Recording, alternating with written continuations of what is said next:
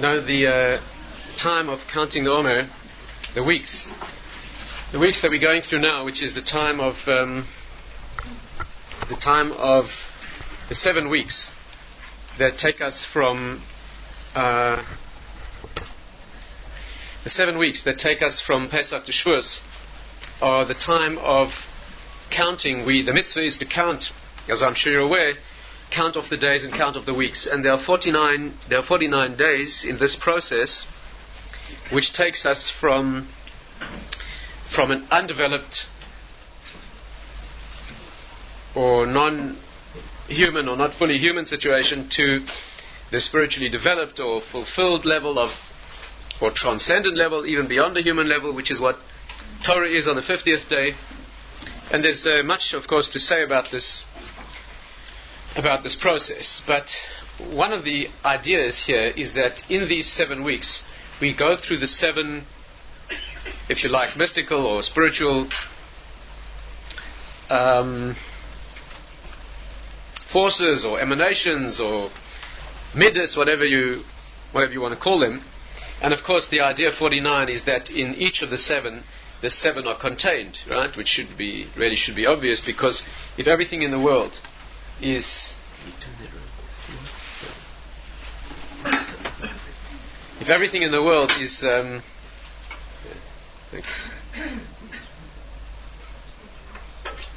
thank you. If everything in the world is made of 7, then obviously each of the 7 must be made of the same 7. Makes sense, right? And so there are 49 levels. Now, before one can go into the breakdown, one obviously needs to look at the primary 7, and each of them obviously needs full explanation and discussion. But let's begin with where we are now. This is the completion of the 2nd week of the Omer tonight. In fact, just before we enter the month of Iyar, tonight and tomorrow represents the fullness. All these points and energies, they have specific terminology that the deeper literature gives them. But the point is that tomorrow is the 14th day. Tonight and tomorrow is the 14th day of the Omer, which is really the completion of the 2nd week. You know that the 7th point of a 7-part structure is always the completion or the totality of that thing. And therefore tonight we are looking at the completion, and obviously inherent in that completion is the beginning of the next cycle. But at a primary level we're looking at the completion we're experiencing now the completion of the 2nd of these seven energies. And the concept is the concept of din. Din means, very hard to translate accurately, but din is the quality of precise and specific limitation. I mean, the loose translation of din is justice or judgment, that which is judgmental, or that which is connected to the judicial, or that would be perhaps the most common application. But din really means, the root of the concept means giving a specific limitation. Now, midas ad-din means when something is, shuras ad-din means the line of that which is just. You know, the English word just even means specific and precise. Just means only. Right? There's an echo of this, because the concept of justice means where there's a full limitation. Obviously justice, what justice means, as opposed to mercy or kindness, which means an extension or going beyond the letter. In English you call it the letter of the law. In Torah sources it's called the line of the law. Shuras ad-din means the line. A line is a strictly speaking, a line is a line of infinitesimally thin proportions, right? That means it's as specific as it could be. 1 millimeter before, 1 millimeter later is not the line. Right? Din means that which is exact. But not only exact. As soon as you have a concept of exactness, you have a concept of limitation. Right? Let's try to fill it out and understand it more. The first of perhaps the way to do it is like this. The first, let me share with you first of all the Gemara that I was hoping to be able to explain to some extent, which I hope will at least pique your interest, and then we could try to discuss this quality of din. The Gemara is in Chagiga and it says as follows. You can look it up yourself. It's Daf Yud Gimel Amud Beis. The Gemara says like this. It's a very, very complicated piece with many, many dimensions, but talking here about angels, different types of angels, how they formed, what happens to each.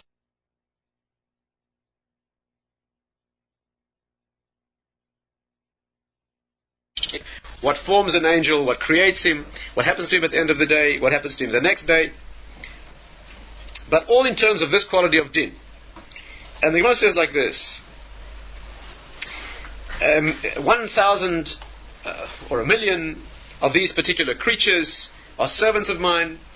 It says Hashem leNahar Dinur, which means for the river of, well, the Nahar Dinur means the river of Nur. Now, Din-Nur is the Aramaic. If you translate it literally, it means the river of fire.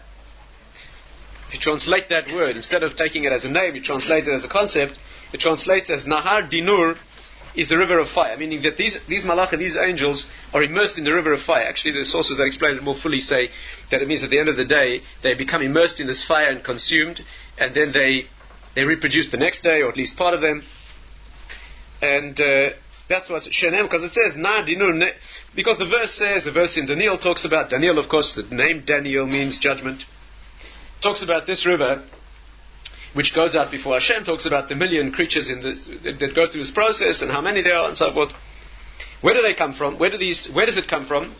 Mize'asan shel chayos. Where does this river flow from? The sweat of the chayos, which means chayos are the angels, particular level of angelic beings. Apparently they sweat, and their sweat forms this river. And where does it pour? In other words, where does it discharge this river? Where does it end? It pours onto the heads of the wicked in Gehenna, in the dimension of suffering or pain or retribution in the world after this. That's where the river ends, pours on their head. Because it says, it will affect itself on the heads of the wicked. On those who were, this is a hard word to translate, it means who were, as it were, those beings who, as it were ordained, in the sense of ordained to be created, and were never created. Shenema, asher kumtu v'lo yais. That means they were destined to be created, but without a time. The commentaries explain that means these were creatures, souls, for want of a better description, human souls, who were destined to be created and never were. Now Yutzak Yesoidam, this river pours on their heads and they suffer this enormous pain. Right? Obviously the questions, at least some of them, should be apparent here. What are they suffering for? They never were created in the first place. Now what are we talking about? Tanya, Amar Shimon, HaChasid, Elu Teisha Meis V'Shivim Ba'arba Doires Shekumtu Libaris. The reference here is to the 974 generations who are destined to be created. Kedem Shenivra Elam, before the world was created. Velonia, they were not created. Amar HaKadosh Baruch Hu, Hashem, God Himself, stood up, v'shatlan b'chol dor, and He planted them in all the subsequent generations. V'hen hein azei panim shebedor. These are the brazen-faced individuals, that means the chutzpah-filled individuals that you find in every generation. And then the Gemara goes into other interpretations and other facets of this particular discussion. Now, I'm sure we're all a lot wiser in terms of understanding the world in its correctly, but let's try and put our heads into what is going on. Obviously, this is an endless subject. You can feel already that I'm sure the depth and the difficulty of this area. What are these 974 generations of souls that were created before the world and they were destroyed? The facts are, before we get to what these words are indicating to us, that there were 974 generations of souls who were created before the world as we know it. And as they were brought into existence, they all sinned terribly. As they were created, no time was required. As they were brought into existence, they behaved in the worst possible way. Probably what they actually did was they simply thought in the worst possible way, but that was bad enough. And for having transgressed in the way that they did, they were immediately destroyed. That means as they were created, they were destroyed. And in order not to bring the world to ruin, they were never brought back again in one generation, but they were planted throughout the generations in small numbers. Actually, the Gemara says, well, some commentaries explain, the Gemara says that never more than 10, never 10 or more in a generation. Although one would be hard put to imagine, not to notice that our generation certainly seemed to get a heavy-handed dose, shall we say, of the chutzpah-filled, overconfident and individuals. But be that as it may, they were spread throughout the generations to be those individuals in each generation who would be the ones full of chutzpah, which means, of course, chutzpah is not just a... Chutzpah means, there's a meaning to it. Chutzpah means to arrogate to oneself complete self-importance while yet lacking any genuine content. The way the Gemara puts it is that chutzpah is malchusa b'loi taga. It means rule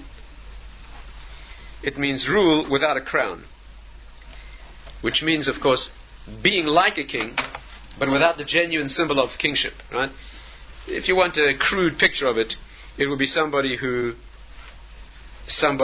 rules and manifests power, right, and yet has no qualification to be a ruler. Nothing other than the claim itself. I mean, the Gemara says that in the pre-Messianic age, chutzpah yazge, that chutzpah will be hard to translate. Yazge literally, the loose translation is there will be a lot of chutzpah.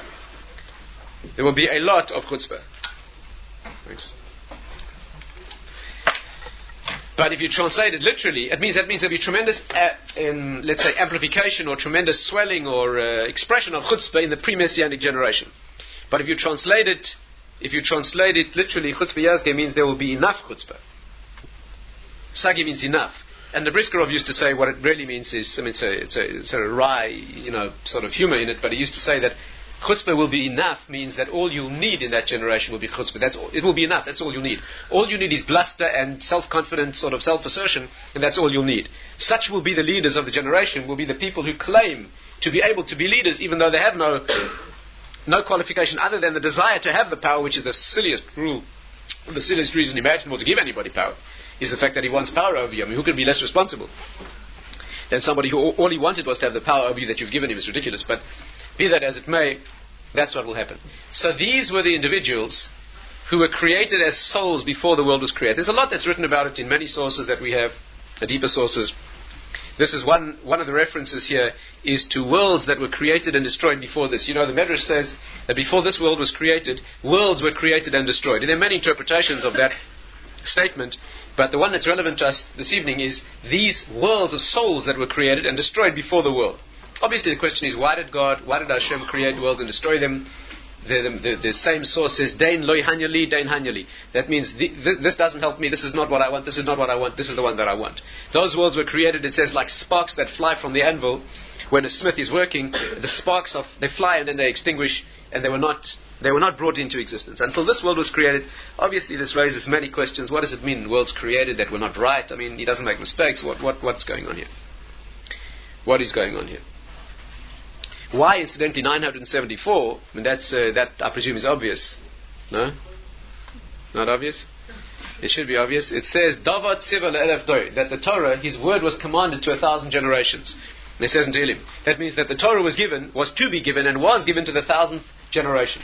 That means after 1,000 generations had lived, the 1,000th generation will be given the Torah. A little simple history and arithmetic will show you that there have been nowhere near 1,000 generations in the history of the world. Right? We claim, we understand that the world is only less than 6,000 years old, and from Sinai till now, for example, from Sinai until now, there have only been some 80 odd generations. If you count a generation as 40 years, and Sinai was 3,300 years ago, that's only just in excess of 80 generations. So where in the history of 5,000 odd years, right, or certainly in the years until the Torah was given, 3,300 years ago, where was there time for 1,000 generations? Right, on the contrary, the only number of generations, and we have them all documented accurately in the Torah itself, from the creation, from Adam to Moses to Moshe, who received the Torah, there were exactly 26.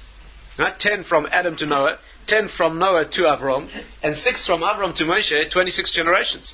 So where were the 1,000 generations that the Torah was given to? And the answer is there were 974 generations of souls before the world as we know it, and then the world began as we know it, and there are 26 generations that we have documented in the Torah by name, until the 26th of those was given the Torah, namely the 1,000th generation from the beginning of the formation of souls in general. That's why, and that's how we know, one of the sources that we use to know that this reference about these particular souls is a reference to the 974 generations of souls that were. Now, what exactly is going on? So let's try and discuss this evening a little bit on this final night of the week of this quality, because every week, obviously, one tries to incorporate the correct version of that particular midah or quality in the character. In fact, some people take it more seriously than that. They break it down to 49 particular details, and each day of the 49 they work on that particular refinement of character that day suggests. If you do it that way, then tonight would be the fulfillment and the fruition and the completion of this quality of ultimate discipline, or ultimate limitation, or ultimate justice, if you like. Let's try and study it and see if we can get a bit of a better understanding of what's going on here. And of course, ultimately what we want to do is, apply it, right? We want to not only understand a Torah subject in depth here, but even if we don't have time to go into it fully, obviously what we're intending here is to internalize the quality so that we can walk out of here one step more advanced on that journey that takes us from Pesach to Shavuos, obviously. The quality of din means, perhaps the best way to illustrate it is that the first week where the Sphira begins during Pesach is the week of Chesed. The midah of Chesed is the midah of complete unlimited outpouring. Right? What you might call, perhaps the best application you might be able to express would be unlimited love, which means really an unconditional, unlimited giving. The first quality, called Chesed, means a giving. Giving means giving of all that there is to give, including obviously the self, without any limitation. We have, for example, the statement, Olam Chesed Yibone, the world is built on Chesed. When Hashem created the world, it was an act of Chesed. That means a pure giving. Since obviously He cannot take, since He is complete and within Himself, the purpose of creation of the world was to be a manifestation of His giving. A lot of detail obviously to be discussed here. We look it up in the beginning of Derech Hashem in the Ramchal, who speaks it out clearly. The first quality is the quality of Chesed. In any relationship, surely the underlying motivation, and surely that on which I predicate the whole relationship, is my love for you. In a marital relationship, for example, in a parent-child relationship, the motivation and the name, the quality, the concept, the deepest quality of the relationship surely is the love. That's what the relationship means. And therefore Chesed means a completely unconditional, unlimited love. That's what Chesed is. What is Kabbalistically referred to as the right hand. The second is referred to as the left hand. But you see readily that giving without any limitation is not necessarily good. Giving without limitation, right? Perhaps the sharpest way to see it is that the Torah uses the word Chesed to describe both unlimited love and giving, and also sexual immorality. The Torah calls Chesed. What on earth does that have to do? Well, the concept is unlimited giving. That means not being able to say no. It's yes in any place. It's not yes appropriately, which means a sense of limitation. It's yes with an unlimited sense. And therefore, it's not good. It's simply unlimited giving. On the contrary, and here comes the point that we need to understand this evening, what makes the giving good is its very limitation. It's when you know when to say no that the saying yes is meaningful. Let's try to illustrate that. And of course, this week is the quality of saying no. Right? It's the quality of discipline or not being able to limit. But the first thing to grasp about this quality is that it's a manifestation or a gilui of the love and the kindness. The saying no is not there because you want to say no. The saying no and the discipline and the limitation and the withholding is so that the giving can be a genuine giving. It's for this reason that it's the second and not the first. You know, the mystical idea is that all of these seven unfold from each other. The first contains all of them. Right? And what comes out first, manifest from that, is the second. The second contains all the subsequent. There's an unfolding here. Right? Just like conception contains the future of the child. The pregnancy is only an expression of what was laid down in the conception. But the pregnancy itself has all of the future of the child. It's a development that will later be revealed, right, in the next stage. This is not a chain with one thing attached to the next. This is a birth process in which the first contains all, and it gives birth to the second and all subsequent ones. The second becomes the first with respect to what comes later, and it gives birth to the subsequent. And therefore, if the world is built with kindliness, it means that kindness, or chesed, gives birth and necessitates and must have the next quality, which is the quality of limitation. First of all, before getting into the theoretical and philosophical aspect, let's just try to make it practical. If you say yes, if you give without saying no, then you can destroy just as surely as not giving at all.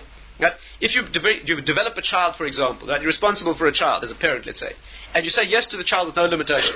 Saying yes and giving with no limitation is just as sure a method of destroying a child as not giving at all. The real, is this clear? The real, it's saying no at the right moment which makes the giving a correct giving. Right? Saying no too soon is limited the giving, but saying no too late has overdone the giving to a point where it begins to spoil and harm. Of course, the timing and you're getting exactly the right moment, so you haven't limited the giving. On the other hand, you haven't done too much. That quality is next week's quality. That's called the third, the balance in the exact harmony of knowing when to say yes and when to say no. That's a very refined and difficult idea. That's getting the right and left hands perfectly harmonized. And that has to be discussed. But maybe next week, if we have the chance to be together and Hashem opens our eyes again, we'll try. But for this week, let's understand how the limiting is the quality of making finite and making definite, and that the reason that it's there is to make the goodness manifest. The sources that talk about this would give the example of the rain. The rain is a pure chesed, right? It is the outpouring of that which makes everything grow. But if the rain doesn't stop, then it's a flood. So that the two qualities you need in the rain are, you need the rain to fall, which is the outpouring of, but then to maintain its quality of goodness, it has to stop. Is this? The ultimate example, of course, is what the Medrash says, that when the world was created originally, it was created with the quality of chesed, and it began spreading at the speed of light, let's say. Began spreading. Ad shegar, until Hashem, the heavens, until God, Hashem, shouted at it, yelled at the world, it has a meaning that, va'amalehem die, and he said, stop, die. The word die means stop, and then the world froze in this particular size. Right? So that chesed means the outpouring and the creation itself with no limitation until the second quality was put in, which said stop. Not more, not less. Then you have a world. When the woman creates a child within her body, she does it by selecting from the potential that the male gives, the millions upon billions of opportunities that the male gives, she selects just one. So that all the multiplicity of potential is sacrificed, and it's limited down to what can and must be. And then you have a child. In fact, the word for female, should be obvious now, is that the first quality is male. The quality of ultimate outpouring is, at giving with no limitation, is called male. That's why the word zachar in Hebrew, which means male,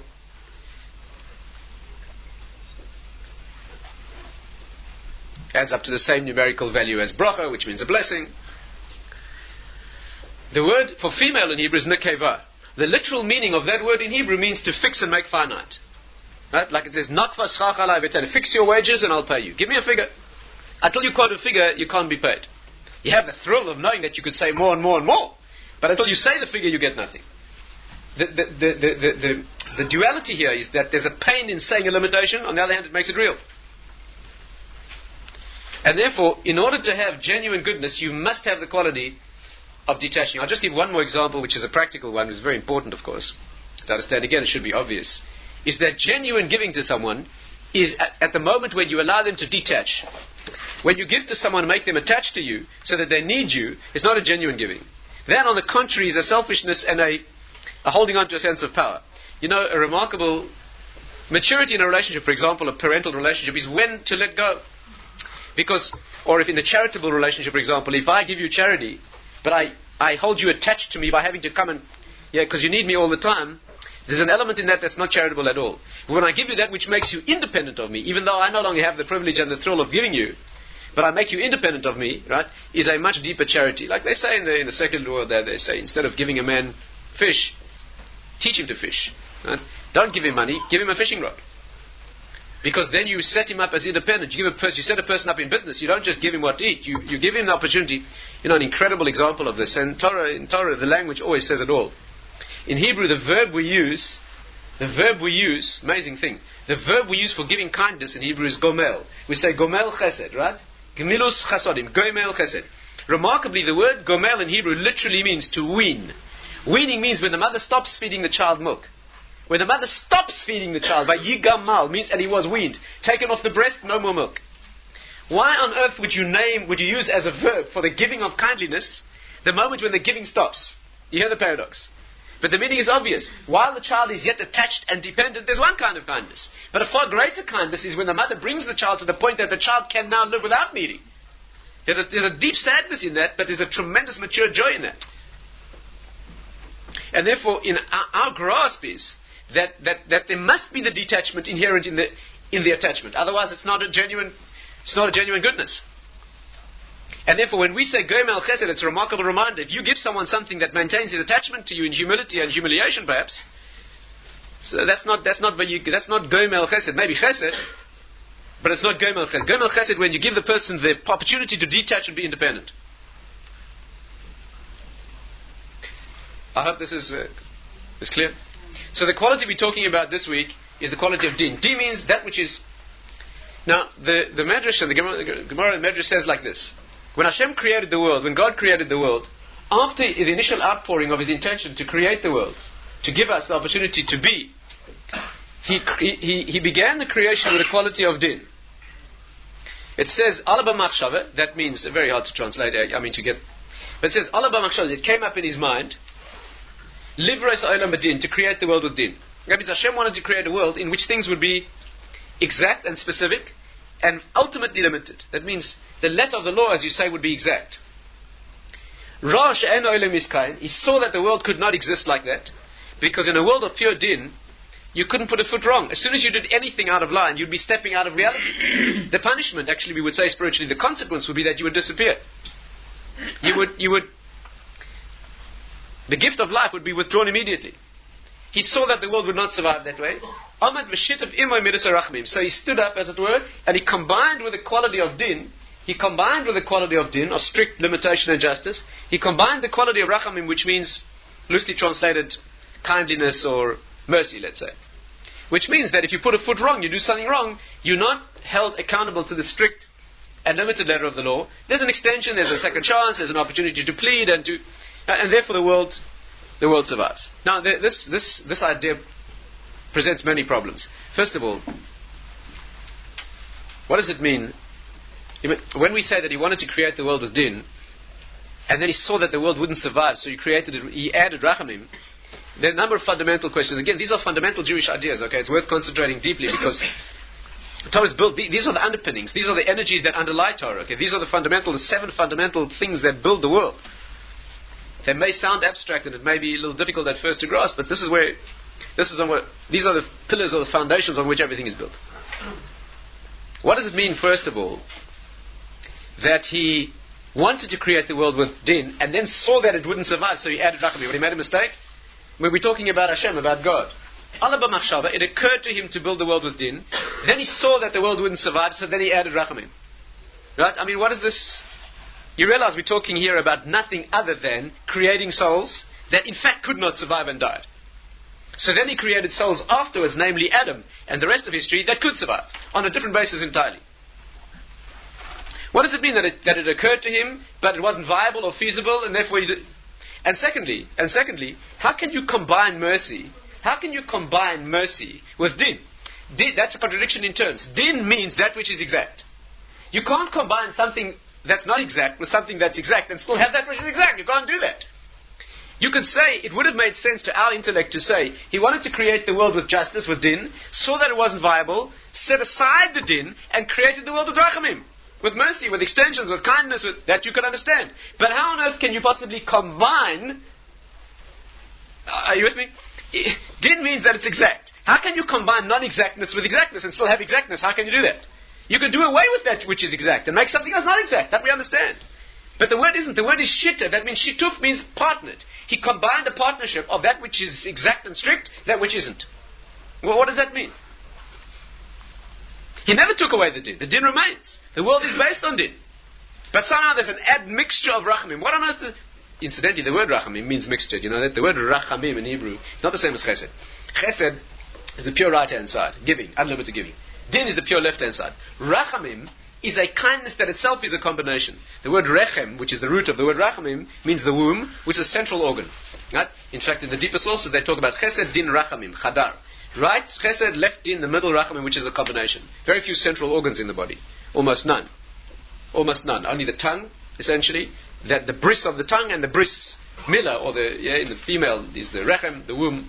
That is a central structure. Very little, if anything else. That is the place of combination of opposites. Obviously, it should be painfully obvious, patently obvious, that the womb is the place of combination of the right and the left. That's where male and female energies meet. That's why the word rechem, if you rearrange the letters, it spells machar, which means tomorrow. That's the place of birth of the future. And of course, the same 3 letters are ramach. The 248 organs of the body that are formed, in fact, over there. And other permutations as well. Chomer, which means the material of the body is formed there. Many others as well, of course. All relevant. But also cherem, because that's where destruction of the previous form takes place. But that's what rachamim means. It is this quality of combination. In fact, Hashem's name, the name of Hashem, Yud Kei Vav Kei, the name we never pronounce, is often expressed as the name of rachamim. The truth is, it's above. You know that all the divine names, each one brings a quality into the world. Shem Elokim, for example, is the name of justice, strict, din. Name Adnus, Aleph Dalet Nun Adoy, that name, another quality. Shakai means She'amalei Lamei Dai, who said stop to the world. Each name, the Yud Kei Vav Kei, that name that we never pronounce, is sometimes conveyed as being the name of Rachamim. In fact, it's much more than that. It's the name of all names. It's the place where all is one. But that's what's meant by Rachamim. It's where opposites meet. It's where opposite meets. It means it's the name that is Rachamim, which is not a contradiction to Din. It's much deeper than simply a one particular midah. But if there is a midah, this is the way to express it, would be midas Rachamim. So the questions we have are, first of all, how could he create a world in which there's a combination of Din and something that's not Din? That's a contradiction in terms. And secondly, what does it mean that he wanted to create a world with justice and then... Well, the concept is something like this. Why, first of all, is a world created with Din not viable? Why is such a world not able to survive? And the reason is that, in very, very basic, even perhaps childlike terms, if a world is set up where the rules are the rules, and we have to remember that the creation that Hashem makes is existence itself, and you go against the rules. So in simple terms we'd say you'd be punished by being killed. But in deeper terms we'd say you would have passed out of existence. Now, imagine a world in which Din is exact, which means that there are rules, right? If you break a rule, what would be the punishment for breaking the simplest and smallest rule in the Torah? The answer would be just as serious as the most serious one. Let's try and understand this. You know that, again, it's a long discussion, but just briefly in a nutshell, let's extract what we need. You know that every mitzvah has got two components, and every avera has two components. Long discussion, but very briefly it's like this. Every mitzvah every commandment that you fulfill has two spiritual consequences. One is that it's an opportunity to obey a command. Never mind what the thing is, it doesn't matter what you're doing, you're obeying what you... But there's a second component to every mitzvah, and that is you building part of the world. The mitzvahs could have been what they call whimsical. That means it doesn't matter what it is, it's just an opportunity to obey. He wants you to wear this on your clothes, and he wants you to wear this and eat this kind of food and not eat that. It doesn't matter what it is.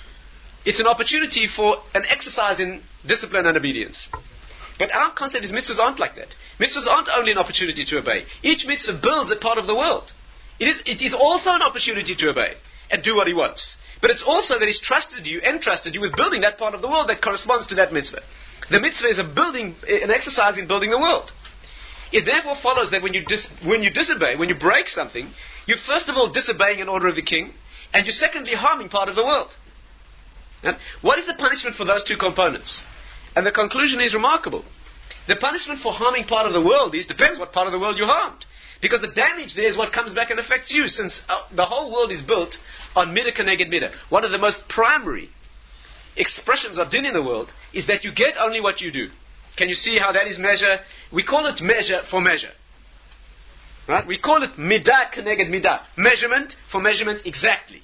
And the Gemara and our sources all say that all the other qualities may be blurred and indistinct in our phase of history. But that quality never is annulled, not for a moment, because it is din. You don't always see it, and that we'll have to discuss why.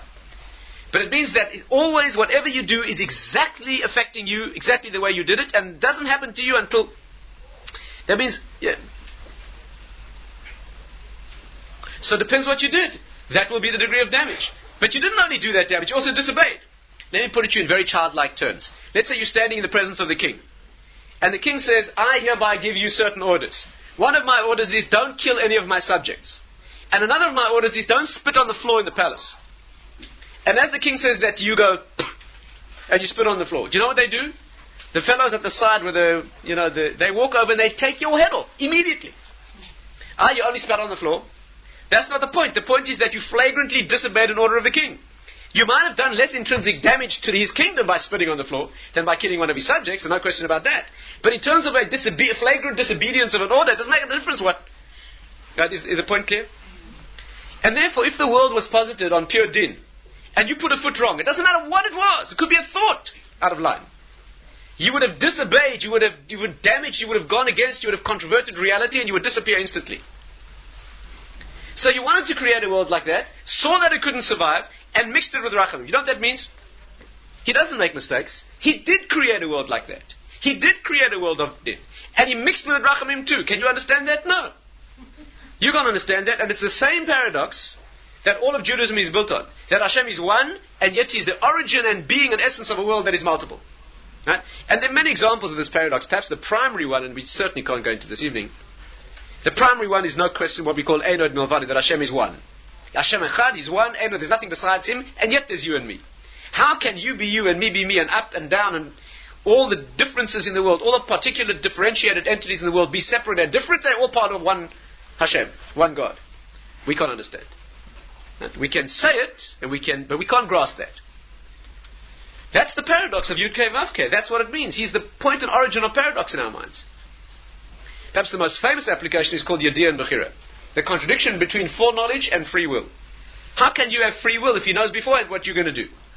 So what do we say? What's our Jewish approach to that? We say that He certainly knows beforehand what's going to be, obviously. And you certainly have free will, otherwise there's nothing to talk about. And those two absolutely conflict with each other, because if He knows what's going to be in advance, there never was another option. And they're both true, contradictory, you can't understand it, and that's an axiom of Jewish faith. It needs obviously a lot of discussion, philosophical issue, religious issue obviously needs discussion, but it's vested in the same point of origin. And our discussion is, the source of it is in the same depth of paradox. The world is built with din, and yet there's rachamim, and so you get to survive, but I once heard a great man say that the way to grasp it is, people think that the world's like a supermarket. Do you put it in childlike terms again? People think the world's a supermarket. Supermarket means you walk around the shelves taking things off, you don't have to pay yet. Eventually you have to check out. When you check out, then you have to settle a bill. That's a terrible mistake. The way the world is really organized is that as you take it off the shelf, you pay. You may not appreciate that till later. You may not see it. There's certain extensions that are given to your perception. But there's never, everything is balanced absolutely perfectly. Yes, there's a thing called tshuva, and there's a thing called credit and extensions, but the world is built on midas hadin. Let's go a little bit further. The meaning of this, that the world, He wanted to create it with this, the way we would express that is, from this evening's point of view, there were 974 generations of souls. When it says Allah b'machshava, it came up in His mind to create a world. What does it mean coming up in His mind? When Hashem thinks something, it is real. When He says something, it's certainly real. When He does, came up in His mind and did not create, means created these beings who are not creations like we are. Now, the big discussion in the sources, did they have bodies, didn't they have bodies? What was the nature of the vessels they inhabited? But be that as it may, they didn't inhabit bodies like ours. But nevertheless, they were beings. What does it mean that they were created and destroyed immediately? They were put into a world of pure din. Later, the world was created with an admixture of rachamim, and that's why we're here. But they were created with pure din. When you create a person, a being, a soul with pure din, as he comes into existence, he disappears, he dies. The way it's described in our sources, they had virtually no free will. They sinned with virtually no option. Why? Let's try and grasp this. I mean, again, this sounds very, very far from us, but it couldn't be closer. It could not be closer to us. Because a being was created in a world of din. How does he see himself? When a world of din means things are exactly the way they have to be. Is that right? Absolute justice. Nothing is, every grain of sand, every blade of grass, every infinitesimal dot and speck is exactly as it has to be, what it has to be, and as it has to be. That's what din means. There's nothing that even could appear to be out of place. So as soon as a being reaches consciousness in such a world, how does he grasp himself? I have to be. What's called in our philosophy, mechuyav hametzias. I have to be. He grasps himself as essential in his nature as God Himself. But obviously, if the world is a world of din, and I'm a function of that world, and my consciousness is part of the world, and everything that is needs to be the way it is, then I have to be this way. As if to say, He couldn't get along without me. I'm essential. I'm not dependent on Him for my existence. On the contrary. And as soon as a being grasps itself as detached from and complete unto itself, it disappears. Because it's placed itself beyond existence. The genuine nature of existence in the world is only Hashem's existence. That's what we mean, Einod Milvadi. To the extent that you are transparent, to the extent that you are a transparent emanation of His existence, to the extent that you're nothing other than a reflection of what he is, to that extent you're real. Of course, there's an immense paradox there. Because to become real, you have to give yourself up entirely. To become a genuine reflection of something genuinely real, you have to be completely transparent. And the paradox is when you do that, you become individually and independently great. But you have to do it by giving it away. As soon as you demand existence, as soon as you understand, I am something unto myself, to that extent you've detached yourself from reality, which by definition is his. This is the paradox underlying all spiritual growth. In the bluntest terms, we would say it's negation of ego. Because to the degree to which you assert yourself, that I am something and somebody, in and of myself, to that extent you step out of reality. Of course, you don't feel that while you're in the consciousness and the perception and the consciousness of a human being. You feel incredible. The more you don't tell me what to do, I understand where you tell me, I'm standing here.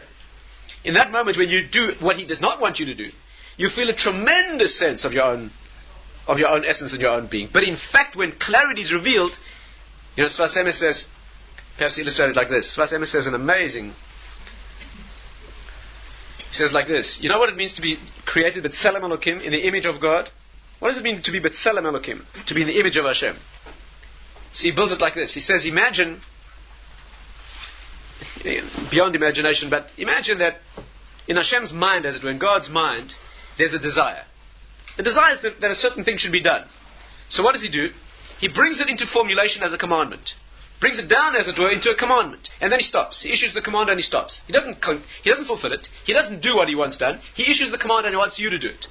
You then step in, you take that intention, and you bring that down into an expression of an action in the world, and you do ultimately in the world what he wants done.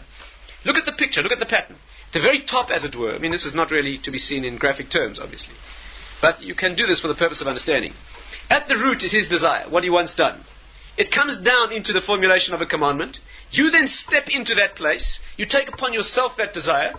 You make your mind want what it is that his mind wants. And then you carry out what he wants done. And you become a microcosm of what he is. Look how it looks. You in your smallness, your point of origin is your desire. And what you do is you carry out that desire. But look at the overall thing. That is what his desire was in the first place. And it's being done. So you are the cutting edge. You are the expression and a small reflection of what he is overall.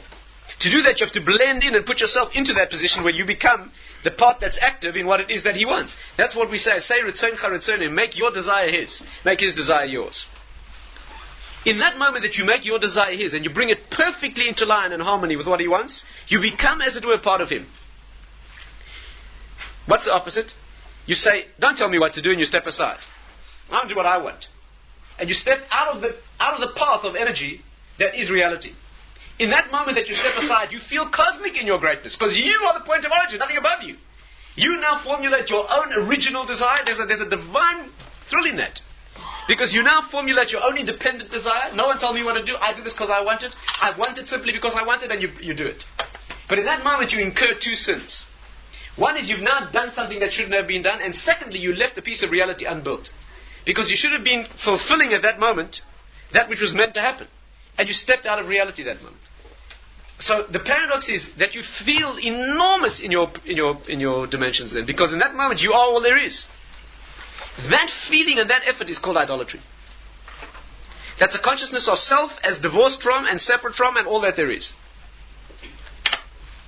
These souls were created, their first sensation was the sensation of, I'm everything that there is.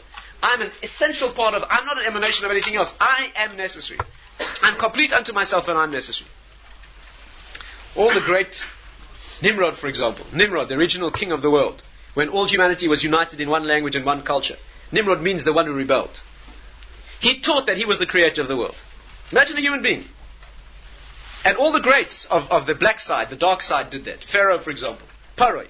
The Nile River is mine and I created me. There's one version that says I created it, and the second that says I created me, myself. How can a human being in his right mind get up and foist a belief on his people that he created himself? You know what it means to say you created yourself? That you are the beginning and the end of your own essence. You are self-contained and perfect and shalom and complete unto yourself. Esau said the same thing. They claim divine status. What does divine status mean? Complete unto myself, not needing any cause or prior.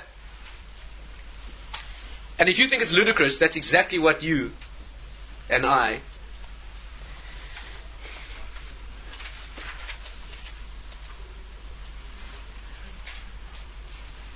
Subservient? You mean dissolve my ego? You mean annul myself and do what somebody else wants? I don't mind doing that occasionally when it suits me. Maybe. That's the problem. The beginning and the end of spiritual growth is the power of self-annulment. That means that, and the problem with the quality of this week, right, is that strict din, strict justice, right, that is the problem with it. The positive side, obviously, is the sense of due limitation, where correct discipline and correct boundaries are set. All Musa, that means all Jewish character building, all personality development, one way or another is self-control. Sense of limitation, in one way or another. In fact, on the contrary, our sources indicate that every mitzvah in the Torah is an effort of control. Positive mitzvahs are injunctions to do something when you wouldn't normally feel like doing it. And negative mitzvahs are to stop you doing something that you would be urged naturally to do. Lo dibra Torah ela keneged. The Torah only speaks against your natural, lower, childish, animalistic desires or vested interests in one way or another. And the impure side of this sense of limitation is the sense of seeing things as they have to be, which means it couldn't be without me. On the contrary, the full version of it is that I'm everything. Not just that I'm an essential piece of the structure. And that's how a child is born. A child's sense of his own self is that he's the whole world. And most people, unfortunately, many people never outgrow that at all. The world is there just to serve my needs, right? Even in the most intimate and deepest of relationships. The undeveloped mind sees them as feeding the essential essence, the essential being of what I am. And therefore, that is what's being discussed here. The river of fire, I don't have time to go into everything. The river of fire that the piece begins with is really talking about, the Nar Dinur, the river of fire, means really, you must have noticed while we've been talking together, that the word Dinur, the river of fire, the word Dinur, if you rearrange the letters, it spells Yarden, the Jordan River.